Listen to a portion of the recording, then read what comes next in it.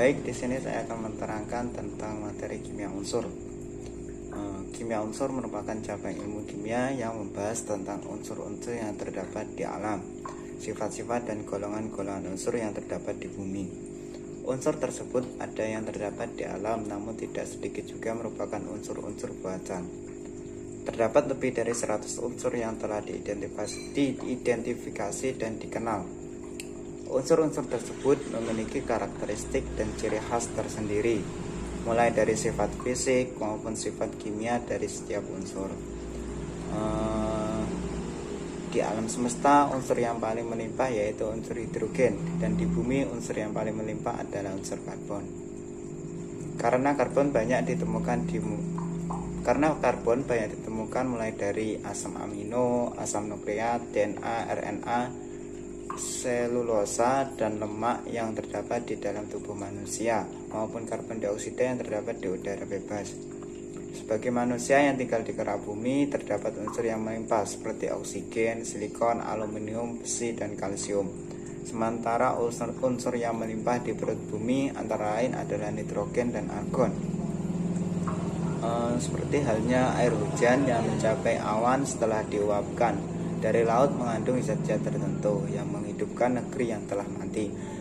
Selain daripada itu juga terdapat lebah dari cairan madu, di mana aspek kimia madu merupakan petunjuk abadi bagi para ilmuwan untuk mengungkapkan keajaiban Tuhan. Dan terdapat firman Allah dalam surat An-Nahl ayat 68-69 yang berbunyi, A'udzubillahi minasyaitonirrajim. Bismillahirrahmanirrahim. Wa awha rabbuka ilan nahli anittakhidhi minal jibali buyutaw wa minasyajari wa mimma ya'risun. Tsumma kuli min kulli thamarati fasluki subula rabbiha tulula. Yakhruju min butuniha sarabun mukhtalifun alwanuhu fihi safa'ul linnas. Inna fi dzalika laayatan liqaumin yatafakkarun. Yang artinya, dan Tuhanmu mewahyukan kepada lebah, buatlah sarang-sarang di bukit-bukit, di pohon-pohon kayu, dan di tempat yang dibuat manusia. Kemudian makanlah dari tiap-tiap macam buah-buahan dan tempuhlah jalan Tuhanmu yang telah dimudahkan bagimu. Dari perut lebah itu keluar minuman madu yang bermacam-macam warnanya. Di dalamnya terdapat obat yang menyembuhkan bagi manusia. Sesungguhnya yang pada demikian itu benar-benar terdapat tanda-tanda kebesaran Tuhan bagi orang-orang yang memikirkan. Quran surat An-Nahl ayat 68-69. Dari ayat di atas dijelaskan bahwa kimia madu merupakan petunjuk abadi bagi para ilmuwan untuk mengungkapkan keajaiban Tuhan yang mengubah struktur, sifat, dan kegunaan berbagai unsur kimiawi dalam kombinasi yang berbeda-beda. Bagi ahli kimia, ini merupakan indikasi yang jelas bahwa campuran unsur-unsur tertentu bisa menghasilkan unsur yang baru, tidak berhubungan dengan unsur-unsur asalnya dalam hal sifat, zat, atau dampaknya.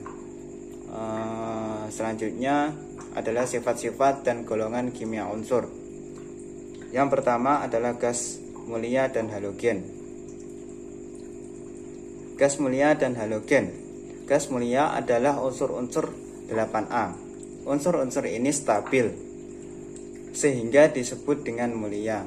Ada dua sifat dari gas mulia, yaitu gas mulia mempunyai titik leleh serta titik didih yang sangat rendah. Titik didih helium mendekati 0 absolut atau 0 Kelvin. Titik didih gas mulia hanya memiliki selisih beberapa derajat di atas titik lelehnya. Gaya tarik-menarik antar molekul yang ada pada molekul ini yaitu gaya London. Gaya Londonnya pun juga lemah. Oleh karena itu, gas mulia akan mencair atau menjadi padat hanya jika energi molekulnya sangat dilemahkan, yaitu pada suhu yang sangat rendah.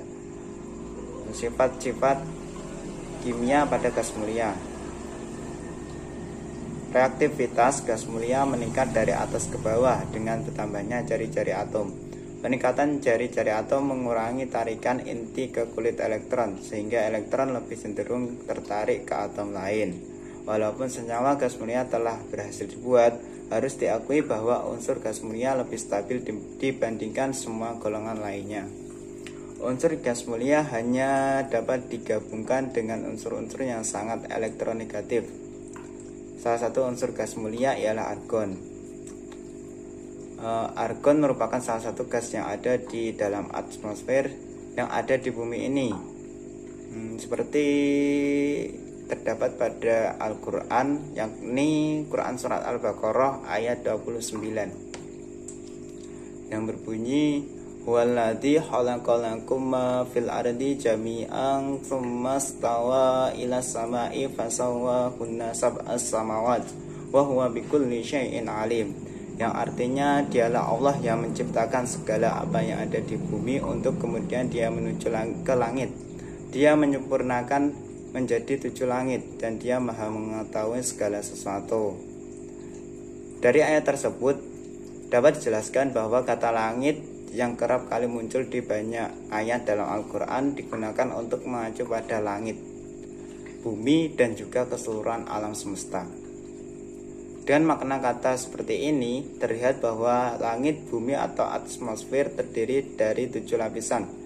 Saat ini benar-benar diketahui bahwa atmosfer bumi terdiri atas lapisan-lapisan yang berbeda yang saling bertumbukan. Lebih dari itu, persis bagaimana dinyatakan dalam Al-Quran, atmosfer terdiri atas 7 lapisan, yang di dalam atmosfer tersebut terdapat unsur gas mulia yakni argon, merupakan elemen gas terbesar ketiga di atmosfer bumi setelah nitrogen dan oksigen. Selanjutnya halogen. Unsur dari kelompok 7A disebut halogen. Namanya berasal dari kata Yunani yang artinya pembentukan garam. Disebut demikian karena unsur-unsur ini dapat bereaksi dengan logam membentuk garam. Untuk halogen memiliki 7 elektron valensi di subkulit Ns2 Np5. Konfigurasi elektron ini membuat elemen halogen menjadi sangat reaktif. Halogen cenderung menyerap elektron untuk membentuk ion bermuatan negatif. Karakteristiknya gas mulia ada 2, yaitu yang pertama sifat fisik, titik didih dan titik leleh meningkat dengan bertambahnya nomor atom. Ini dikarenakan karena molekul yang lebih besar memiliki gaya tarik van der Waals yang lebih besar daripada molekul yang lebih kecil, kecuali gas mulia. Halogen memiliki energi ionisasi tertinggi dan sifat elektronegatif dari semua kelompok unsur. Di antara unsur 7A, fluor mengikat elektronnya paling erat, sedangkan iodin adalah yang paling lemah. Kecenderungan ini dapat dikaitkan dengan ukuran atom halogen. Selanjutnya untuk sifat kimia, ada suatu penurunan yang teratur dalam keaktifan kimia dari fluor sampai iodin, sebagaimana ditunjukkan oleh kecenderungan dalam kekuatan mengoksidasinya. Molekul fluor yang beratom 2F2 merupakan pengoksidasi lebih kuat daripada unsur lain dalam keadaan normal. Baik fluor maupun klorin membentuk reaksi pembakaran dengan cara yang sama seperti oksigen, hidrogen, dan logam aktif terbakar di salah satu gas. Melepaskan panas dan cahaya, fluor lebih reaktif daripada klor karena bahan umum termasuk kayu dan plastik terbentuk akan terbakar dalam atmosfer fluor. Selanjutnya logam alkali dan alkali tanah. Logam alkali terdapat pada golongan 1A, terdiri dari litium, natrium, kalium, rubidium, cesium, dan vanadium. Energi ionisasi unsur ini paling kecil karena konfigurasi elektronnya Ns1. Oleh karena itu, unsur logam alkali dengan mudah melepaskan elektron dan merupakan zat pereduksi terkuat. Unsur alkali adalah logam lunak dengan warna putih cerah, merupakan konduktor yang baik, memiliki titik leleh yang rendah dan membentuk garam. Sifat fisik dari logam alkali Golongan logam alkali tanah memiliki sifat yang tidak biasa, yaitu titik leburnya yang relatif rendah, rapatannya dan kelunturannya atau kelunakannya relatif rendah. Semua unsur logam alkali ini dapat dengan mudah diubah bentuknya dengan memencetkannya di antara jempol dari jari telunjuk dengan melindungi kulit baik-baik. Unsur-unsur dalam golongan ini memiliki energi ionisasi dan rata-rata memiliki sifat elektronegatif rendah. Untuk sifat kimianya, unsur logam alkali adalah reaktivitasnya yang tinggi. Logam alkali mudah terbakar oleh oksigen di udara, sehingga harus disimpan dalam minyak tanah dan hasil pembakaran selalu berupa peroksida. Lanjut pada alkali tanah. Unsur logam alkali tanah terdapat pada golongan 2A. Ini tersusun atas unsur Be, Mg, Ca, Sr, Pa, dan Ra. Golongan ini memiliki karakteristik yang mirip dengan golongan 1A. Perbedaannya adalah bahwa golongan 2A memiliki konfigurasi elektron Ns2 dan merupakan zat bereduksi yang terkuat. Bukan yang terkuat ya, yang kuat maksudnya. Bahkan lebih sulit dari kelompok ini, kelompok 2A masih relatif lunak, perak mengkilat dan memiliki titik leleh dan kerapatan yang lebih tinggi. Untuk sifat fisisnya, itu sifat fisis alkali tanah. Unsur-unsur logam alkali tanah agak keras, mulai dari berium yang sekeras timbal hingga berilium yang cukup untuk menggores sebagian besar logam lainnya.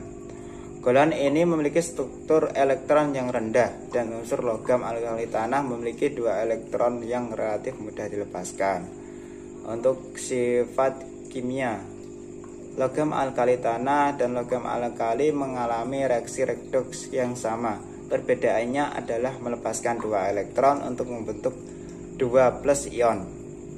Energi ionisasi logam alkali tanah lebih besar daripada logam alkali tanah, sehingga reaktivitas logam alkali tanah seringkali lebih rendah daripada logam alkali. Sehingga tren reaksinya adalah Ba lebih besar daripada Sr, Sr lebih besar daripada Ca, Ca lebih besar daripada Mg, dan Mg lebih besar daripada Be. Unsur-unsur tersebut disebut logam alkali tanah. Berbicara tentang tanah dan kandungannya serta segala keistimewaannya, maka kita tidak dapat mengkiri akan kekuasaan Allah, terutama pada proses penciptaan manusia. Manusia dari tanah sebagaimana disebutkan dalam Al-Quran, Quran Surat Al-Baqarah ayat 29 yang berbunyi, wa min ayatihi an khalaqalakum min turabin tsumma idza antum basyarun tantasirun, yang artinya, dan di antara tanda-tanda kekuasaannya ialah Dia menciptakan kamu dari tanah, kemudian tiba-tiba kamu menjadi manusia yang berkembang biak. Dari ayat tersebut dapat dijelaskan bahwa tanah mengandung banyak unsur-unsur yang bermanfaat untuk kehidupan manusia, sehingga unsur yang diperoleh dari tanah tersebut disebut alkali tanah. Bahkan awal mula diciptakannya Nabi Adam itu dari tanah, kemudian anak cucunya yang berkembang biak yang dapat turun-temurun sampai kita hari ini dan generasi sekarang ini. Selanjutnya adalah unsur periode ketiga. Unsur periode ketiga meliputi logam, magnesium, natrium, aluminium, metaloid, silikon, dan non-logam.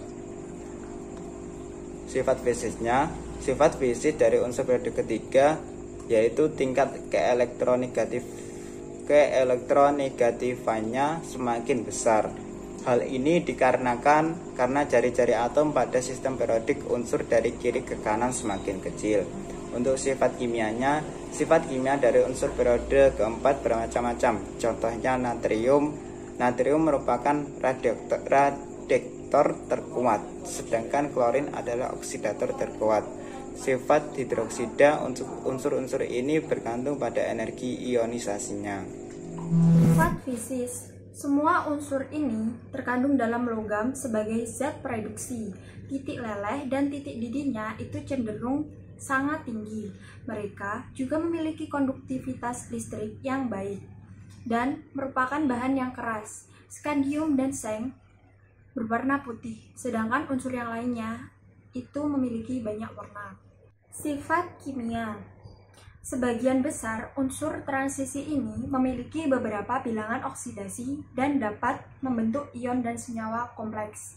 Dalam kehidupan di alam ini, perak, tembaga, timah, dan besi juga dapat ditemukan bebas dan memungkinkan pengerjaan logam dalam jumlah terbatas. Senjata Mesir yang dibuat dari besi meteor pada sekitar 3000 sebelum Masehi sangat dihargai sebagai belati dari langit. Dengan pengetahuan untuk mendapatkan tembaga dan timah dengan memanaskan bebatuan, serta mengkombinasikan tembaga dan timah untuk mendapatkan logam paduan yang dinamakan sebagai perunggu. Teknologi metalurgi dimulai sekitar tahun 3500 sebelum Masehi. Pada masa zaman perunggu, dalam sejarah metalurgi yang terdapat pada Al-Quran pada surat Al-Kahfi ayat 95-96 yang artinya, Zulkarnain berkata, "Apa yang telah dikuasakan oleh Tuhanku kepadaku terhadapnya adalah lebih baik.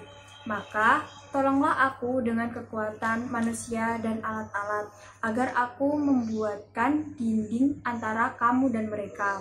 Pada surat Al-Kahfi ayat 96 itu artinya, "Berilah aku potongan-potongan besi hingga apabila besi itu telah sama rata dengan kedua puncak gunung itu, berkatalah Zulkarnain, tiuplah api itu hingga apabila besi itu sudah menjadi merah seperti api, dengan berkata, berilah aku tembaga yang mendidih, agar aku kutuangkan ke atas besi panas itu." Nah, di dalam surat Al-Kahfi ayat 95 dan 96 itu disebutkan bahwa untuk membangun tembok besar tersebut, Zulkarnain membutuhkan kekuatan yang dalam ayat tersebut kekuatan ditafsirkan sebagai kekuatan manusia atau tembaga dan alat-alat. Kemudian ayat berikutnya menjelaskan bahwa bahan yang diperlukan untuk membangun tembok besar tersebut adalah besi dan tembaga. Besi yang dimaksud yaitu berupa potongan-potongan besi yang kemudian dipanaskan lalu dilapisi dengan hitran atau tembaga yang telah leleh atau lelehan tembaga. Ayat-ayat Al-Quran yang berkaitan dengan kimia unsur yang kita temui dalam kehidupan sehari-hari, yaitu diantaranya adalah besi. Bukti tentang kebenaran Al-Quran adalah sesuatu hal yang tidak terbantahkan, dan hal ini menimbulkan rasa ingin tahu serta menimbulkan ketertarikan para ilmuwan untuk membuktikan kebenaran tentang Al-Quran secara ilmiah dengan mengkaji ayat-ayat terutama berkaitan dengan fenomena baik berupa materi, unsur maupun yang lainnya yang ada di alam semesta. Salah satu fenomena itu adalah unsur besi yang menjadi salah satu surat ke-57 ayat ke-25 yang ada dalam Al-Quran surat Al-Hadid ayat 25 yang berbunyi, A'udzubillahi minasyaitonirrajim, Bismillahirrahmanirrahim. Laqad arsalna rusulana bil bayyinati wa anzalna ma'ahumul kitaba wal mizana liyaquman nasu bil qist wa anzalna hadida fihi ba'sun syadidun wa manafi'un linnasi wa liya'lamallahu man yansuruhu wa rusulahu bil ghaibi innallaha qawiyyun aziz, yang artinya, sungguh kami telah mengutus rasul-rasul kami dengan bukti-bukti yang nyata, dan kami turunkan bersama mereka kitab dan neraca keadilan agar manusia dapat berlaku adil. Dan kami menciptakan besi yang mempunyai kekuatan hebat dan banyak manfaat bagi manusia, dan agar Allah mengetahui siapa yang menolong agamanya dan rasul-rasulnya walaupun Allah tidak dilihatnya. Sesungguhnya Allah Maha Kuat lagi Maha Perkasa. Dalam Al-Quran, Al-Hadid adalah salah satu surat yang ke-57. Nama Al-Hadid sendiri itu diambil dari ayat ke-25 yang berbunyi wa anzalna hadida. Ada dua ayat yang menarik pada surat ini untuk dikaji secara ilmiah, sehingga dapat memberikan pemahaman yang lebih luas mengapa besi itu istimewa di dalam Al-Quran.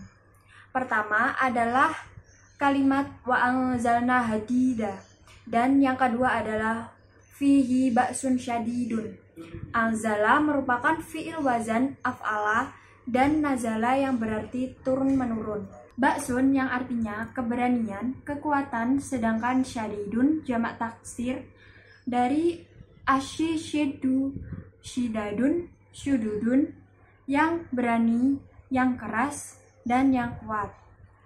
Manafiun adalah jamak taksir dari manfaatun, isim dari nafa'a, yanfa'u naf'an, yang artinya bermanfaat dan berguna. Sains modern memberikan informasi bahwa besi yang merupakan logam berat itu tidak dapat dihasilkan oleh bumi sendiri ataupun oleh planet yang lain. Nah, dalam perhitungan untuk membentuk satu atom besi diperlukan sekitar 4 kali lebih banyak sistem energi matahari seluruhnya. Besi hanya dapat dihasilkan di dalam bintang-bintang yang jauh lebih besar dari matahari, yang suhunya mencapai beberapa ratus juta derajat. Ketika jumlah besi telah melampaui batas tertentu dalam sebuah bintang, bintang tersebut tidak mampu lagi menanggungnya dan akhirnya meledak melalui peristiwa yang disebut supernova. Akibat ledakan ini, meteor-meteor yang mengandung besi bertaburan di seluruh alam semesta dan bergerak melalui ruang hampa sampai ditarik gaya gravitasi benda angkasa pada masa awal terbentuknya bumi.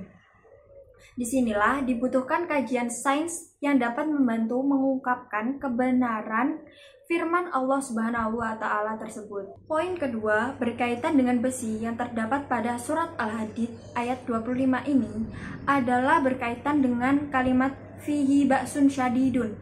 Padanya terdapat kekuatan yang hebat. Besi memiliki manfaat yang sangat tinggi dalam kehidupan manusia, dari mulai barang rumah tangga, industri, sampai peralatan militer. Dengan menggali sisi karunia besi dan kajian sains, kita dapat memahami mengapa besi itu begitu istimewa, serta memiliki kekuatan yang hebat dan Allah menjadikannya sebagai salah satu surat yang ada dalam Al-Quran. Selanjutnya, saya akan membahas tentang besi, kimia, dan kodetifikasi bilangan. Tafsiran terhadap surat Al-Hadid ayat 25 itu mengenai besi akan berkaitan dengan ilmu kimia. Bahkan keindahan surat Al-Hadid dapat kita ketahui apabila kita memahami sifat-sifat dari besi itu sendiri. Nah, di sini ada tabel, ini adalah tabel urutan dan nilai gematrik al-jumal huruf Arab dan Latin. Al-Hadid memiliki nilai kata atau al-jumal 57. Dapat dilihat dalam tabel bahwa secara jumlah huruf terdiri dari al yaitu setara dengan 31 dan hadid yaitu 26. Jika dijumlahkan, itu akan menghasilkan 57. Nilai al-jumal 57 Al-Hadid ini sama dengan nomor suratnya atau 19 dikali 3. Kelipatan 19 dengan koefisien angka 3. Besi atau Fe memiliki 8 isotop dengan 4 tingkatan energi, sehingga 4 isotop saja yang stabil, yaitu dengan simbol Fe min 54, Fe min 56, Fe min 57, dan Fe-58. Nah, berikut adalah tabel isotop besi. Bila ditinjau kembali, surat Al-Hadid ini yang menyebut tentang besi maka umat Islam dihadapkan pada suatu konsekuensi sebagaimana seharusnya menyikapi tentang keistimewaan besi berupa kekuatan yang hebat dan berbagai manfaat bagi manusia, yaitu supaya mereka mempergunakan besi itu dan supaya Allah mengetahui siapa yang menolong agamanya dan rasul-rasulnya padahal Allah tidak dilihatnya. Selanjutnya, unsur yang kedua yaitu emas. Emas adalah logam yang tahan korosi, mudah dibentuk, dan relatif stabil karena tidak banyak bereaksi dengan sebagian besar bahan kimia. Oleh karena itu, logam ini banyak digunakan dalam berbagai kehidupan manusia. Saat ini, emas banyak digunakan sebagai komponen dalam perhiasan, cadangan nasional, medali, elektroda, dan komputer. Karena sebab itu, emas memiliki nilai ekonomi yang relatif tinggi. Ayat yang menjelaskan tentang emas yaitu terdapat pada Al-Quran dalam surat Al-Imran ayat 14, yang artinya diperhiaskan pada pandangan manusia kecintaan kepada apa-apa yang diingini, yaitu perempuan, anak-anak, harta yang banyak dari jenis emas perak, kuda pilihan, binatang-binatang ternak, dan sawah ladang. Itulah kesenangan hidup di dunia, dan di sisi Allah lah tempat kembali yang baik, atau surga. Berdasarkan ayat tersebut, itu disebutkan 6 perkara yang diperhiaskan dalam pandangan manusia, sehingga ia sangat mencintai dan ingin memiliki serta menguasainya. 6 perkara tersebut yaitu perempuan, anak laki-laki, berpikul-pikul emas dan perak, kuda, kendaraan yang diasuh, binatang-binatang ternak, dan sawah ladang. Manusia salah jika menganggap harta dan anak sebagai tujuan hidup mereka. Wanita, anak-anak, emas dan perak, kendaraan, hewan peliharaan, dan sawah ladang atau semua kekayaan menyenangkan mata tetapi berharga baginya. Padahal mencintai hal-hal tersebut tidak dilarang, karena manusia tidak bisa menghindar untuk mencintainya. Namun, sedikit sekali orang yang memahami keburukan atau bahayanya. Sekalipun bukti-bukti cukup jelas dan banyak yang memperlihatkan keburukan dan bahayanya itu. Terkadang, orang itu menyukai sesuatu, bahkan jika dia tahu sesuatu itu buruk, itu tidak berguna.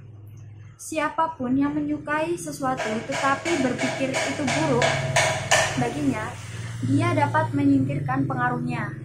Sesungguhnya Allah menjadikan manusia cinta akan harta benda dan kesenangan duniawi. Oleh karena itu, Allah menguji keimanan manusia melalui apa yang mereka cintai, meliputi harta benda dan kesenangan dunia. Apakah dia menggunakan semua harta dan kesenangan ini hanya untuk kehidupan di dunia, atau menggunakan hartanya semata-mata untuk mendapat ridho Allah Subhanahu wa Ta'ala. Yang ketiga adalah unsur oksigen dan hidrogen. Air merupakan zat yang terbentuk dari unsur kimia, yaitu hidrogen dan oksigen. Ini memiliki rumus struktur atau rumus molekul H2O dan ada dalam benda padat, cair, dan gas. Air cair hanya ada dan dapat dijumpai di bumi, sedangkan di luar bumi itu berbentuk gas atau padatan. Jarak antara orbit bumi dan matahari harus sedemikian rupa sehingga molekul air di bumi selalu tersedia dalam fase cair. Komposisi air tersusun dari molekul-molekul yang terikat. Molekul air sendiri itu dari 2 atom unsur hidrogen yang digabungkan dengan 1 atom oksigen dan menjadi rumus molekul H2O. Nilai energi ikatan adalah 30-100 kilokalori per mol. Air adalah sumber kehidupan dan tidak dapat menggantikan apapun. Tanpa air, manusia, hewan, tumbuh-tumbuhan tidak dapat bertahan hidup. Nah, reaksi pembentukan air yaitu H2 ditambah dengan setengah O2 itu menjadi H2O. Salah satu surat Al-Quran yang menjelaskan tentang air itu terdapat pada surat Fatir ayat 12 yang artinya, dan tidak sama antara dua lautan, yang ini tawar, segar, sedap diminum, dan yang lain asin, lagi pahit. Dan dari masing-masing lautan itu, kamu dapat memakan daging yang segar, dan kamu dapat mengeluarkan perhiasan yang kamu pakai. Dan di sana kamu melihat kapal-kapal berlayar, membelah laut, agar kamu dapat mencari karunia-Nya dan agar kamu bersyukur. Dalam ayat ini, Allah Subhanahu wa Ta'ala menjelaskan bahwa Dia menciptakan dua mata air, yaitu air tawar dan air asin. Air tawar terdapat di sumber mata air, dan sumur merupakan air tawar. Sedangkan air asin adalah air laut. Air yang dikonsumsi manusia dan organisme lain adalah air tawar. Allah menyebarkan air di antara makhluknya melalui sungai dan mata air, karena mereka sangat membutuhkan air. Assalamualaikum warahmatullahi wabarakatuh. Selamat pagi semuanya. Apa kabar kalian pada pagi hari ini? Semoga semuanya sehat dan tanpa kekurangan suatu apapun. Amin, amin ya rabbal alamin. Marilah kita mengawali pelajaran pada pagi hari ini dengan berdoa terlebih dahulu. Silakan untuk ketua kelasnya dipimpin untuk berdoa dulu. Amin.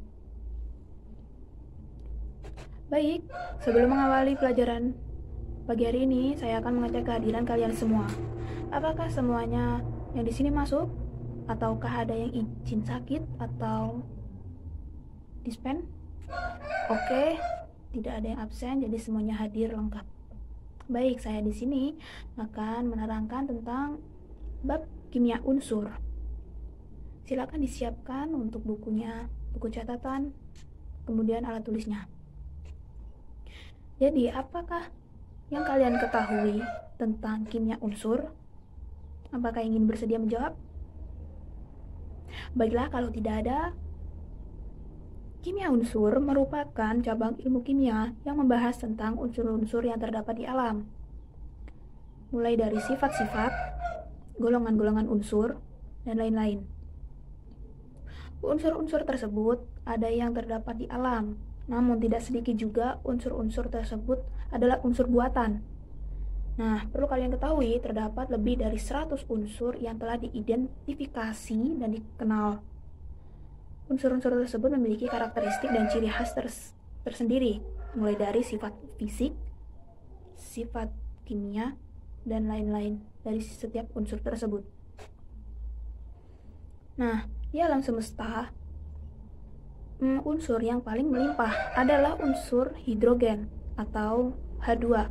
Nah, jika di bumi, unsur yang paling melimpah adalah unsur karbon. Karena apa? Karena karbon banyak ditemukan mulai dari asam amino, asam nukleat atau DNA dan RNA, selulosa, dan lemak yang terdapat di dalam tubuh manusia.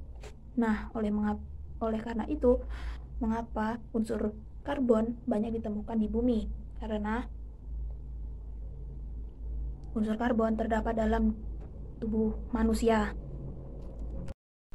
Kemudian adalah golongan-golongan unsur. Golongan-golongan unsur yang pertama adalah golongan gas mulia dan halogen. Kemudian yang kedua adalah logam alkali dan alkali tanah. Yang ketiga adalah unsur periode ketiga, dan yang keempat adalah unsur periode keempat. Unsur-unsur dari golongan gas mulia, halogen, logam alkali, alkali tanah, kemudian unsur periode ketiga dan periode keempat banyak sekali tersebar di alam semesta ini. Salah satu contohnya adalah unsur besi. Unsur besi memiliki nama kimianya yaitu Fe. Besi termasuk ke dalam golongan unsur periode keempat. Besi di dalam kehidupan sehari-hari banyak digunakan sebagai contohnya palu atau paku, alat-alat pertukangan, mungkin bisa menjadi alat pengantar listrik contohnya. Nah, unsur besi ini sangat banyak ditemukan di kehidupan sehari-hari. Kemudian bukti tentang kebenaran Al-Quran adalah salah satu hal yang tidak terbantahkan, dan hal ini menimbulkan rasa ingin tahu serta menimbulkan ketertarikan para ilmuwan untuk membuktikan kebenaran tentang Al-Quran secara ilmiah dengan mengkaji ayat-ayat Al-Quran terutama berkaitan dengan fenomena baik berupa materi, unsur maupun yang lainnya yang ada di alam semesta ini. Salah satu fenomena itu adalah unsur besi yang menjadi salah satu surat ke-57 ayat ke-25 yang ada dalam Al-Quran. Quran surah Al-Hadid ayat 25 yang berbunyi Bismillahirrahmanirrahim. Laqad arsalna rusulana bil bayyinati wa anzalna ma'ahumul kitaba wal mizana liyaquman nasu bil qist wa anzalna al hadida fihi ba'sun syadidu wa manafi'u lin-nasi wal ya'lamallahu man yansuru wa rusulahu bil ghaib innallaha qawiyyun aziz, yang artinya sungguh kami telah mengutus rasul-rasul kami dengan bukti-bukti yang nyata dan kami turunkan bersama mereka kitab dan neraca atau keadilan agar manusia dapat berlaku adil, dan kami menciptakan besi yang mempunyai kekuatan hebat dan banyak manfaat bagi manusia, dan agar Allah mengetahui siapa yang menolong agamanya dan rasul-rasulnya walaupun Allah tidak dilihatnya. Sesungguhnya Allah Maha Kuat, Maha Perkasa. Masya Allah. Dalam Al-Quran surat Al-Hadid adalah nama salah satu surat ke-57. Nama Al-Hadid diambil dari ayat ke-25 yang berbunyi wa anzalnal hadida. Ada dua hal yang menarik pada surat ini untuk dikaji secara ilmiah sehingga dapat memberikan pemahaman yang lebih luas mengapa besi itu istimewa di dalam Al-Quran. Sains modern memberikan informasi bahwa besi yang merupakan logam berat yang tidak dapat dihasilkan oleh bumi sendiri atau oleh planet lain. Bahkan seluruh energi matahari tidak cukup untuk membentuk satu atom besi saja. Dalam perhitungan, untuk membentuk satu atom besi diperlukan sekitar 4 kali sebanyak sistem energi matahari seluruhnya. Nah, jadi besi hanya dapat dihasilkan di dalam bintang-bintang yang jauh lebih besar dari matahari, yang suhunya mencapai beberapa ratus juta derajat. Al-Hadid memiliki nilai kata atau al-jumal sebanyak 57. Dapat dilihat bahwa secara jumlah huruf terdiri dari al sama dengan 31 dan hadid sama dengan 26. Lalu jumlah-jumlah katanya yaitu alif sebanyak 1, lam sebanyak 30, ha sebanyak 8, dal sebanyak 4, ya sebanyak 10, dal sebanyak 4. Jadi jika semuanya dijumlahkan sejumlah 57. Nilai al-jumal 57 Al-Hadid ini sama dengan nomor suratnya yaitu 57 atau 19 dikali 3. Kelipatan 19 dengan koefisien angka 3. Besi atau Fe memiliki 8 isotop dan 4 tingkatan energi, sehingga 4 isotop saja yang stabil, yaitu dengan simbol Fe54, Fe56, Fe57, dan Fe58. Jadi, bila meninjau kembali Quran surat 57 ayat 25 yang menyebut tentang besi, maka umat Islam dihadapkan pada suatu konsekuensi. Bagaimana seharusnya menyikapi tentang keistimewaan besi yang berupa kekuatan yang sangat hebat dan berbagai manfaat bagi manusia, yaitu supaya mereka mempergunakan besi itu dan supaya Allah mengetahui siapa yang menolong agamanya dan rasul-rasulnya, padahal Allah tidak dilihatnya. Baik, itu tadi yang dapat saya sampaikan pada materi kimia unsur dan kaitannya dengan ayat Al-Quran. Semoga bermanfaat bagi kalian. Dan jangan lupa banyak-banyak bersyukur kepada Allah, banyak doa kepada Allah. Jangan putus asa dan tetap belajar. Dan tetap semangat. Apabila saya memiliki salah kata maupun perbuatan, saya mohon maaf sebesar-besarnya. Wabillahi taufiq wal hidayah. Wassalamualaikum warahmatullahi wabarakatuh.